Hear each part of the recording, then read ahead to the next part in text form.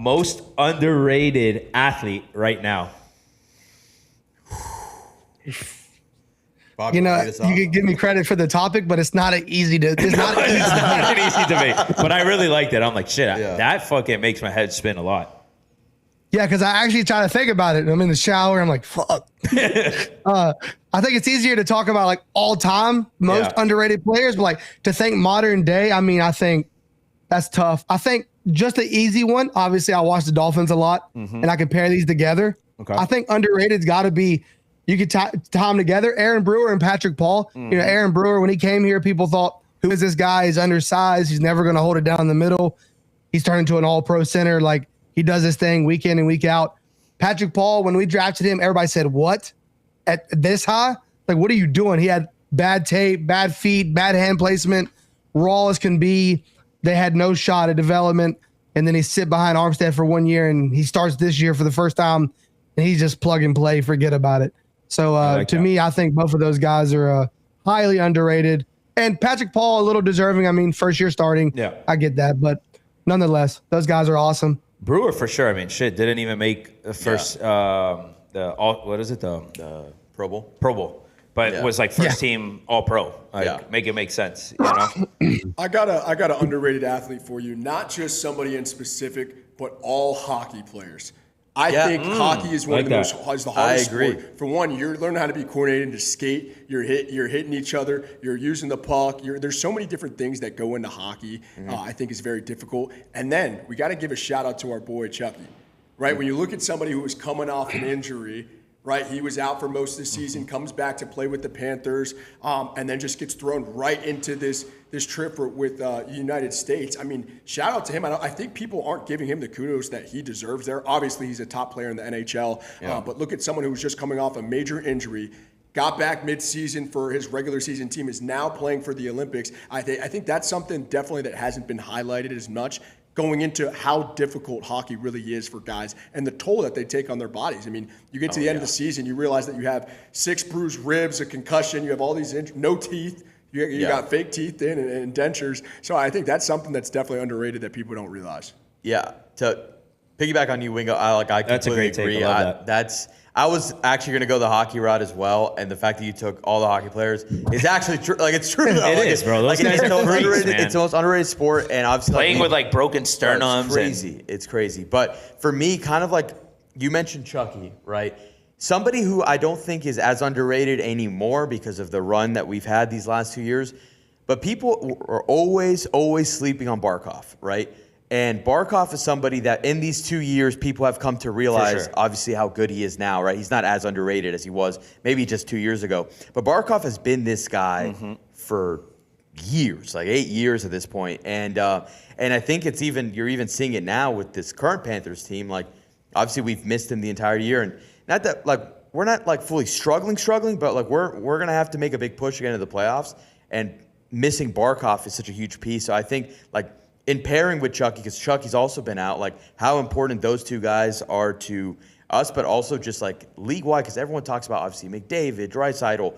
Like, in my opinion, I think Barkov is the second best player in the NHL, and that's my take. I think Barkov, Connor McDavid is number one. Like, he's ridiculous. Barkov, for me, I think should be in the discussion for the second best player in the NHL, and he rarely was in that conversation. Now he's kind of entered it in terms of, like, people consider him like probably top 5. I would assume 5 range, but I think he's number 2. So I agree. Hockey players are at another Animals, level as far as like athletic abilities. Yeah. Because they're doing all that shit on ice. Yeah. Like, Yeah. it's insane. People struggle to do that on land. well, you know what's Exactly. you know what's funny is that By the way, underrated. Well, you know what? I'm going to make this as my take. Okay. I'll make it after. Go ahead. one of the early things. You guys remember the show Sports Science? Yes. Yeah. Yes. That Great show was show. awesome. Great so show. one of my favorite. I remember this like vividly. Is they had a thing about what sport, like who sweats the most after a game, and the winner was actually hockey. Like they had technically the least amount, or one of the least amount of time, because they're always interchanging.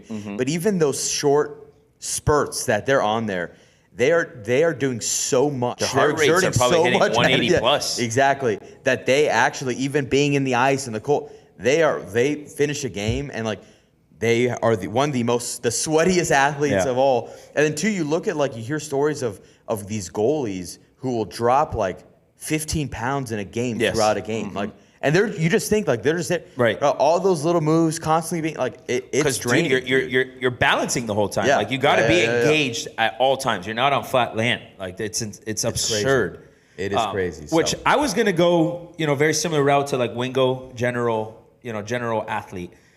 Which I'm gonna give him a little love, right? Is those PGA Tour guys that are 100, 140, right? Where shit's coming out of their pocket. No one's really seeing the grind that those guys are going, and they're expensive. fighting to make cuts. It's expensive. You pay for your travel, you pay for your caddy, you pay for your coach, right? All these things. You might get some sponsors and stuff like that help eat some of the costs throughout the year. But those guys are grinding, right? And you've seen guys like Jake Knaps, right? Yeah. That they come out of nowhere, 150 plus, and then all of a sudden are now in the thick of it and making a ton of money, right? But it is a grind to be those guys. But when we were having this hockey talk, the referees, bro, are freak athletes, bro. Yes. Freak.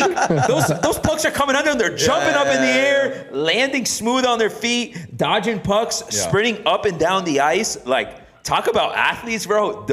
I picture myself being a referee on ice, and you're just thinking, oh, you just got to watch the game, make sure no penalties, break up a fight here or there.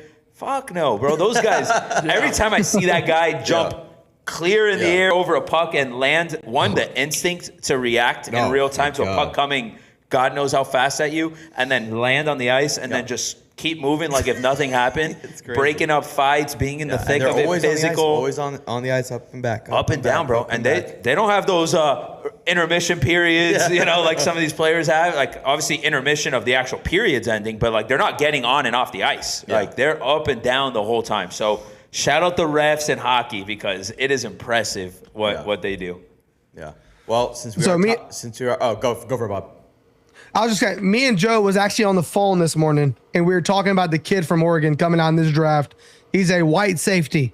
And I remember at first I really didn't like him. And then I was like, man, we got to get him in the second round. And this morning, a report that came out and said after the combine, he might be a top 20 pick. Wow. And I was like, dude, it's so crazy. And we started thinking about it.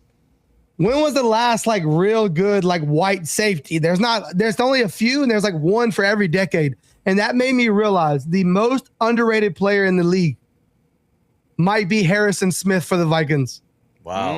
I thought you were going to go That like dude- Cooper DeJean. He's a dog, No one talks about Harrison Smith. That dude has been a dog for 15 straight years. Yeah. Yes. That dude is like, will come down and knock a motherfucker's head off and then take a pick 6, 90 yards. And he's like 33 at this point.